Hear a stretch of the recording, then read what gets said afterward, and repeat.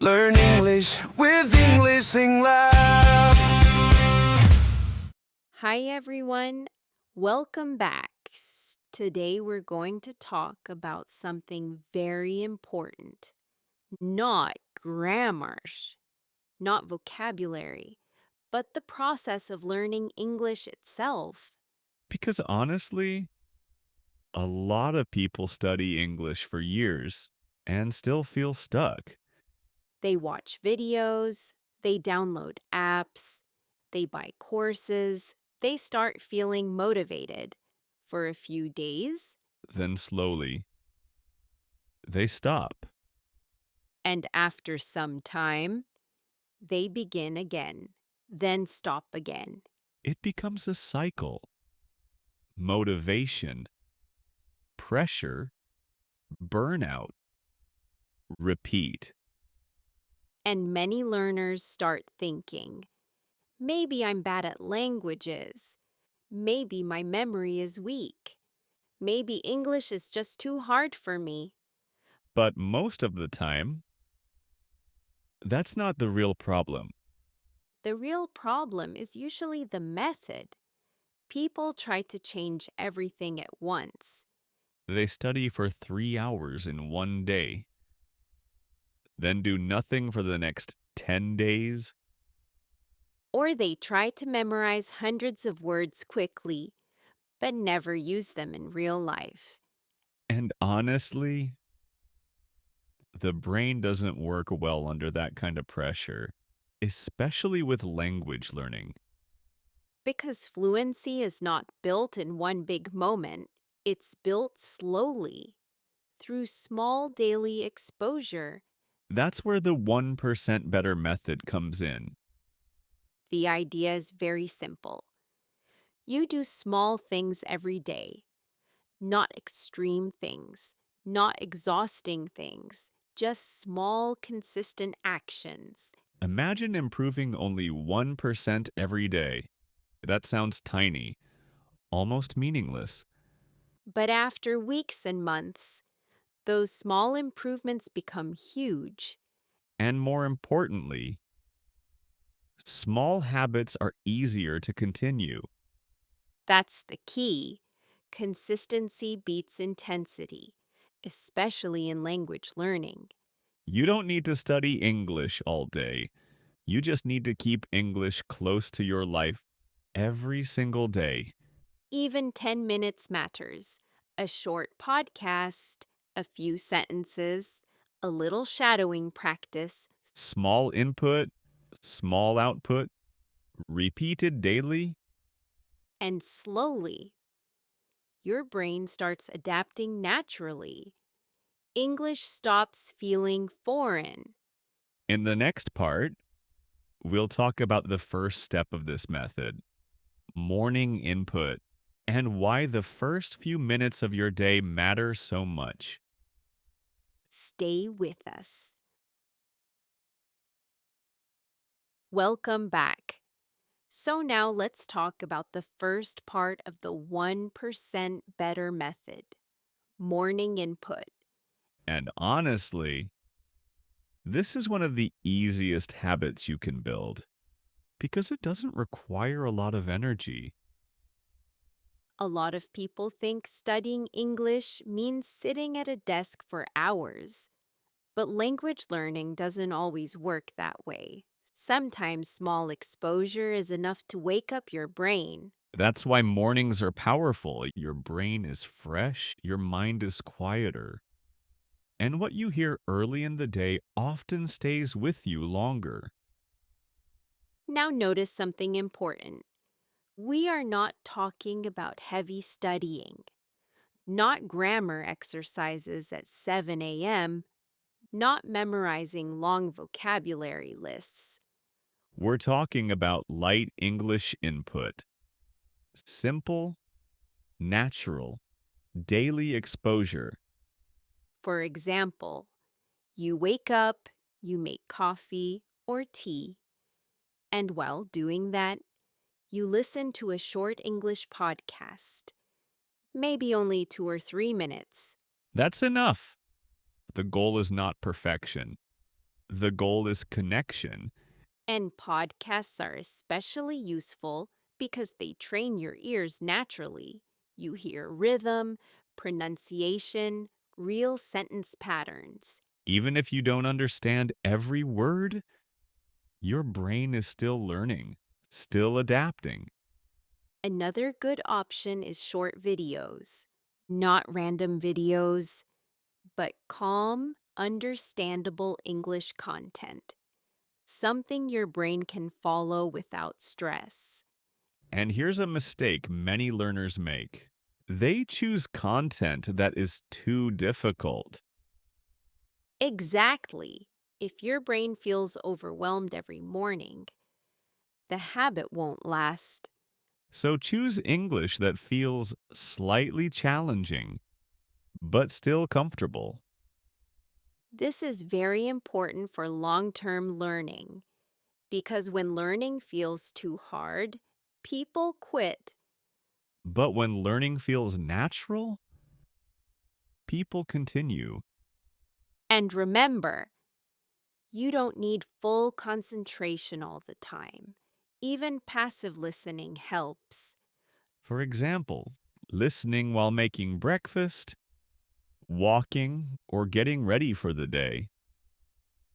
Little by little, your brain becomes more familiar with English sounds, and familiarity creates confidence. That's why daily input matters more than occasional motivation. In the next part, we'll talk about something many learners avoid: output, actually speaking English. And how to practice speaking without feeling overwhelmed. Welcome back. So now we've talked about input, listening to English daily, even for a few minutes. But there's another part that many learners avoid: output, actually using the language. And honestly, this is where many people get stuck because understanding English feels safe. Speaking English feels scary. A lot of learners think, what if I make mistakes? What if I sound strange? What if I forget words? So instead of speaking, they keep preparing forever. More videos, more grammar, more vocabulary, but very little real speaking. And the problem is, English is a skill, not just information. You cannot learn swimming only by watching videos. At some point, you need to enter the water. The same thing happens with speaking. Your brain needs practice creating sentences in real time, even simple sentences. Now, here's the good news your output practice does not need to be long or perfect. Actually, short daily speaking is much better than one stressful speaking session every 2 weeks. This is where shadowing becomes powerful. Shadowing means listening to English and repeating it naturally, trying to follow the rhythm and flow. Not like a robot, not trying to sound perfect, just speaking with the audio. And this helps your brain in several ways. You improve pronunciation, you become faster, and you stop translating every sentence. Because your mouth starts getting used to English patterns. Another simple method is talking to yourself. And honestly, this helps more than people think. For example, you're making coffee and you say, I'm really tired today. I need to finish my work. I think it's going to rain. Very small sentences, but they train your brain to think in English naturally. And over time, those small moments become automatic. That's the secret. Fluency is not built through one huge effort. It's built through many tiny repetitions. So don't wait until your English becomes perfect before speaking. Speaking is the thing that helps create fluency. In the next part, we'll talk about evening review and why ending your day with English can be surprisingly powerful. Welcome back. So now we've talked about morning input and daily speaking practice. Now let's move to the final part of the day, evening review. And this step is much simpler than people imagine. You do not need long study sessions before sleep. Actually, shorter is usually better. Because at night your brain is already tired. If you force yourself too much, learning starts to feel heavy again. So instead of studying hard, the goal is simply reconnecting with English for a few minutes. Think of it like this. Morning input introduces English to your brain. Daily output activates it, and evening review helps strengthen it. One very easy method is reviewing a few useful sentences. Not 50 sentences, not huge vocabulary lists, just 2 or 3 real sentences. For example, I'm on my way. That makes sense. I'll let you know. Simple phrases from daily life. And instead of only reading them, try connecting them to your real life. For example, tomorrow you have plans with a friend. So in your mind you say, I'll let you know what time I arrive. This is much more powerful than memorizing randomly, because now the sentence has meaning. Another good habit is very light journaling. Not a full diary, just a few lines in English. For example, today was busy. I felt tired in the afternoon. I watched a good movie tonight. Simple thoughts, simple English, but real English. And this matters because your brain remembers emotional and personal information better. Exactly. When English connects to your real life, it becomes easier to keep. Another reason evening review works well is because your brain continues processing information during sleep. Not magic learning, but reinforcement. Your brain organizes what you experience during the day. So, ending the day with calm English exposure can help strengthen familiarity over time. And honestly, this routine only takes a few minutes, but the consistency changes everything. In the next part, we'll bring the whole method together and show why small daily habits are stronger than motivation. Welcome back. So now we've seen the full idea behind the 1% better method. Morning input, small daily speaking, and evening review. And when you look at each habit individually, they seem very small, almost too small. That's the interesting part. Most people underestimate small habits because they want fast results, big changes, instant fluency. But language learning usually doesn't work that way. Fluency grows quietly, slowly, over time. A few minutes today, a few minutes tomorrow, and then one day, you suddenly notice something. You understand more.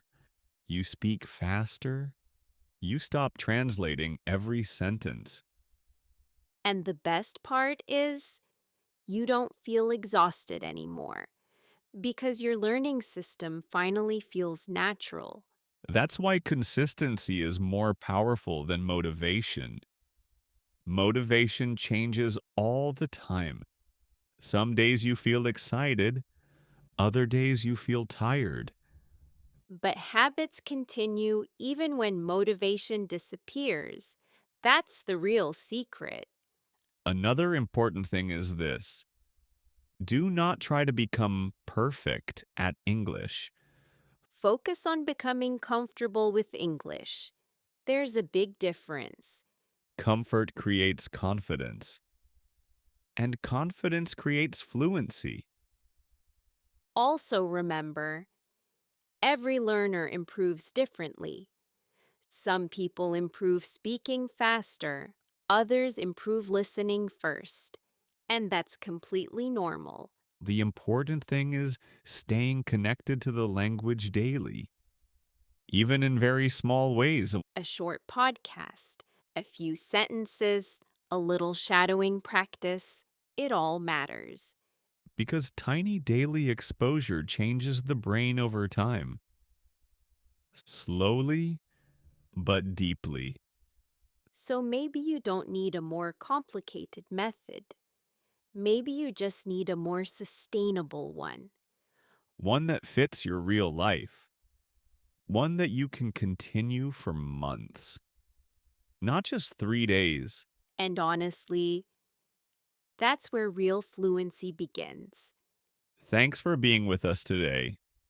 See you in the next episode. Take care.